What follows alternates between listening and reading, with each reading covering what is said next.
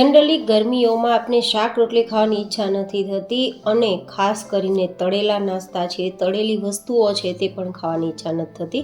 તો આજ ડિમ્પલ્સ ડિશીસમાં એકદમ નવી વેરાયટી લસણ ડુંગળીના ઉપયોગ વગર, તેલના ઉપયોગ વગર તૈયાર થશે, એ પણ 10-15 મિનિટ જેવા ઓછા સમયમાં, બિના ઝંઝટ. અને જે લોકો ખાશે તેને ખૂબ પસંદ આવશે. અને બીજું એ કે મેગીને ટક્કર મારે તેવી વેરાયટી તૈયાર થશે, તો સ્પેશિયલી બાળકો માટે તો આ બેસ્ટ જ રહેશે. અને બ્રેકફાસ્ટ, લંચ, ડિનર કે સ્નેક્સમાં લઈ શકો છો. તો ચલો સ્વાદિષ્ટ અને પૌષ્ટિક વેરાયટી બનાવવાની શરૂઆત કરીએ. તો જેમના માટે સૌથી પહેલાં કાચું 1 નંગ જેટલું બટેટું લેશું. અહીંયા વેરાયટી 4 વ્યક્તિને થઈ શકે તેટલી બનવા માટે મેં આટલી સામગ્રીઓનો ઉપયોગ કર્યો છે. તમે વધઘટ સામગ્રીઓ કરી શકો છો. આ રીતે બટેટાની છાલ ઉતાર્યા બાદ હવે આપણે લેશું 1 નંગ જેટલું ગાજર. જો તમને ગાજર મળે તો લઈ શકો છો, અધરવાઇઝ તમે અહીંયા કોબીનો ઉપયોગ કરી શકો છો અથવા તો દૂધીનો ઉપયોગ પણ કરી શકો છો. તો આ રીતે ગાજરની પણ આપણે છાલ કાઢી લેશું.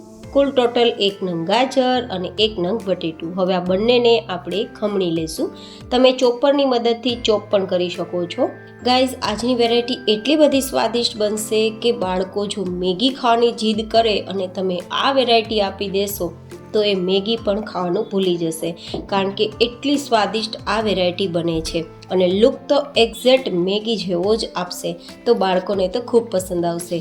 બ્રેકફાસ્ટ, લંચ, ડિનર ગમે ત્યારે, સ્નેક્સમાં, હલકી ફુલકી ભૂખમાં પણ તમે ખાઈ શકો છો. લંચ કે ટિફિન બોક્સમાં પણ આપી શકો છો. તો આ રીતે આપણું બટેટું ગાજર ખમણાઈ ગયું છે. તો 4-5 ઇંચ જેટલો આદુનો ટુકડો પણ આપણે આ રીતે ખમણી લેશું. આદુ કેટલું ઉમેરવું એ તમારી ચોઈસ ઉપર ડિપેન્ડ છે, પણ આદુ ઉમેરવાથી પાચન એકદમ સરસ થાય છે, તો ખાસ આદુ તો જરૂરથી ઉમેરજો. આ રીતે આદુ પણ ઉમેરાઈ ગયું છે. અને હવે આપણે થોડા નાના નાના સમારેલા મરચાંના ટુકડા ઉમેરી દઈશું તીખાસ માટે.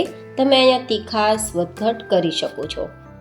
હવે આપણે થોડા સુધારેલા લીલા ધાણા ઉમેરી દઈશું. અને પછી આપણે અહીંયા સૌથી હેલ્ધી એવી ઘઉંની શેકેલી સેવ, જેને વર્મિસેલી કહેવાય, તે આપણે ઉપયોગમાં લેશું, લગભગ 2 કપ જેટલી.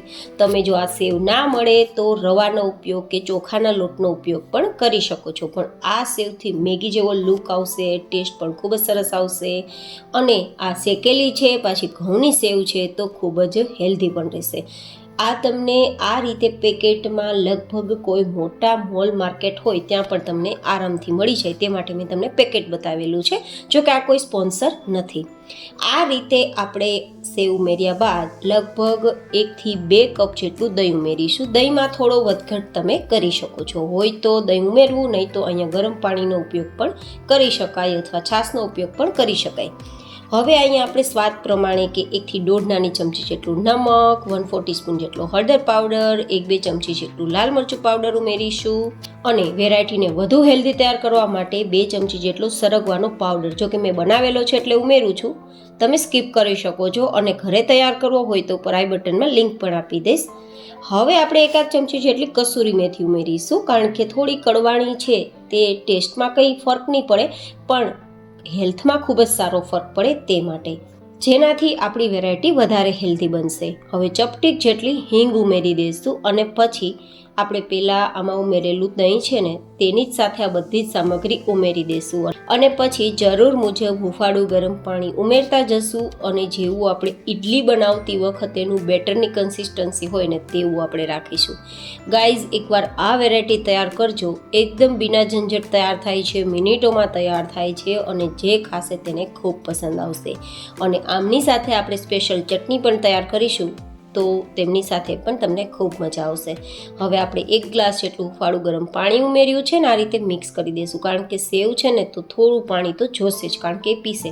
જેવી રીતે આપણે રવાનો ઉપયોગ કરીએ અને કેવી રીતે બેટરમાં થોડું પાણી વધારે હોય તે રીતે. બસ આટલી કન્સિસ્ટન્સી રાખ્યા બાદ 5-1 મિનિટ તેને છોડી દેવાનું છે, જેથી આપણી જે વર્મિસેલી સેવ છે તે બધું જ આપણું બેટર છે તેમાં પાણી છે તે શોષી લેશે ને એકદમ આપણું ટેક્સચર સરસ આવશે. તો 5 મિનિટ આપણે સાઈડમાં તેને રાખી દઈએ અને ત્યાં સુધીમાં તૈયાર કરીએ આમની સાથે ખાવામાં મજા આવે તેવી ચટણી. તો ચટણી માટે આપણે લગભગ 1 થી 1.5 કપ જેટલું દહીં લેશું. અને દહીંની અંદર ફટાફટ ચટણી તૈયાર કરવા માટે ગ્રીન ચટણીનું પ્રીમિક્સ પાવડર ઉમેરીશું. ગ્રીન ચટણીનો પ્રીમિક્સ પાવડરની રેસીપી મેં હમણાં જ ડિમ્પલ્સ ડિશીસમાં શેર કરી છે. બસ એકવાર આ પ્રીમિક્સ પાવડર બનાવી લો અને જ્યારે ચટણી તૈયાર કરવી હોય ત્યારે મિનિટોમાં ચટણી તૈયાર કરો. ખૂબ જ સ્વાદિષ્ટ ચટણી લાગે છે અને વિના ઝંઝટ ફટાફટ તૈયાર થાય છે, જેથી તમારું કામ પણ સરળ થઈ જાય અને ઓછા સમયમાં તમે આવી અવનવી વાનગીઓ સાથે ચટણીનો આનંદ પણ માણી શકો. તો હવે આપણે પ્રીમિક્સ પાવડરમાંથી 1 ચમચી જેટલો પાવડર ઉમેરીશું. તમે વધઘટ કરી શકો. જો તમારે ગ્રીન ચટણીના પ્રીમિક્સની જગ્યાએ પેસ્ટ ઉમેરવી હોય તો આદું, મરચું અને ધાણાને પીસીને ઉમેરવાનું રહેશે.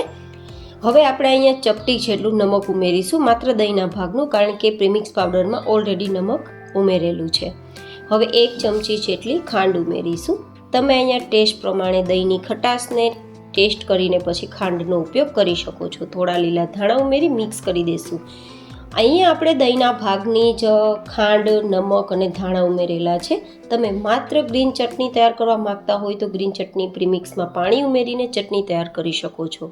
અને મેં બતાવ્યા મુજબ પ્રીમિક્સ પાવડર ના હોય અથવા તૈયાર ના કરવો હોય તો તમે અહીંયા આદુ, મરચાં અને ધાણા ઉમેરી પેસ્ટ તૈયાર કરી અને પછી આ રીતે તૈયાર કરી શકો છો. તેમાં નમક અને ખટાશ, મીઠાશ પણ ઉમેરીને ચટણી તૈયાર કરી શકો છો. તો આપણી આ ચટણી તૈયાર થઈ ગઈ છે. અત્યારે તેને સાઈડમાં રાખી દઈશું.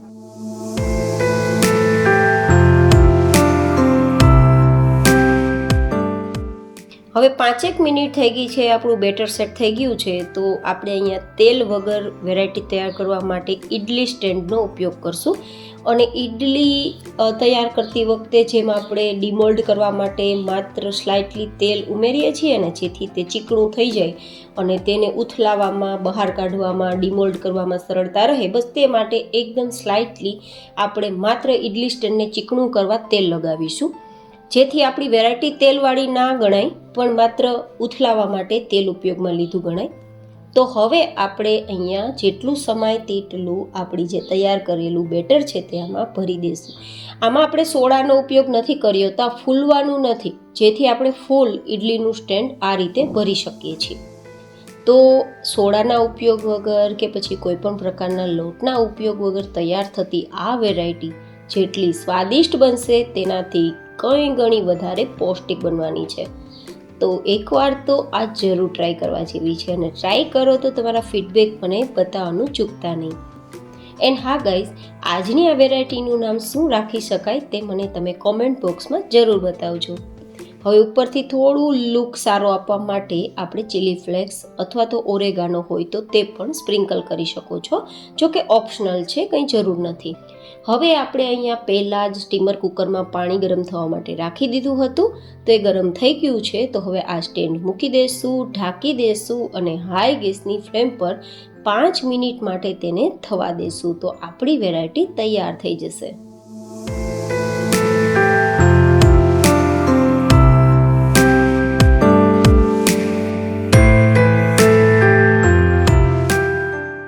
પાંચેક મિનિટ જેવો સમય થઈ ગયો છે અને આપણી વેરાયટી ઓલમોસ્ટ કૂક થઈ ગઈ છે. તેમ છતાં એકવાર ચપ્પુની મદદથી ચેક કરી લેવાનું.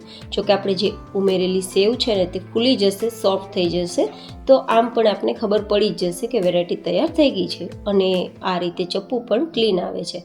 તો હવે આપણે તેને નીચે લઈ લેશું અને બીજી જે પ્લેટ તૈયાર કરીને રાખી છે તેને એરેન્જ કરી દઈશું, જેથી તે પ્લેટ પણ થઈ જાય. તેને પણ હાઈ ગેસની ફ્લેમ પર 5 મિનિટ માટે થવા દઈશું.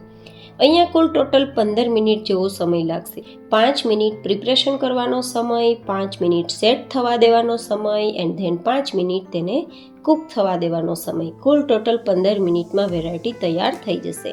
હવે આ પ્લેટને થોડી ઠંડી કરીશું, લગભગ 1 થી 1.5 મિનિટ માટે, અને પછી આ રીતે તેને ઇડલીની જેમ ડિમોલ્ડ કરી લઈશું. ડિમોલ્ડ કરતાં તમે જુઓ એકદમ સરસ ઇડલીની જેમ આખી ઇડલી બહાર નીકળી ગઈ છે અને બિલકુલ ઇડલી સ્ટેન્ડમાં તે ચીપક્યું પણ નથી.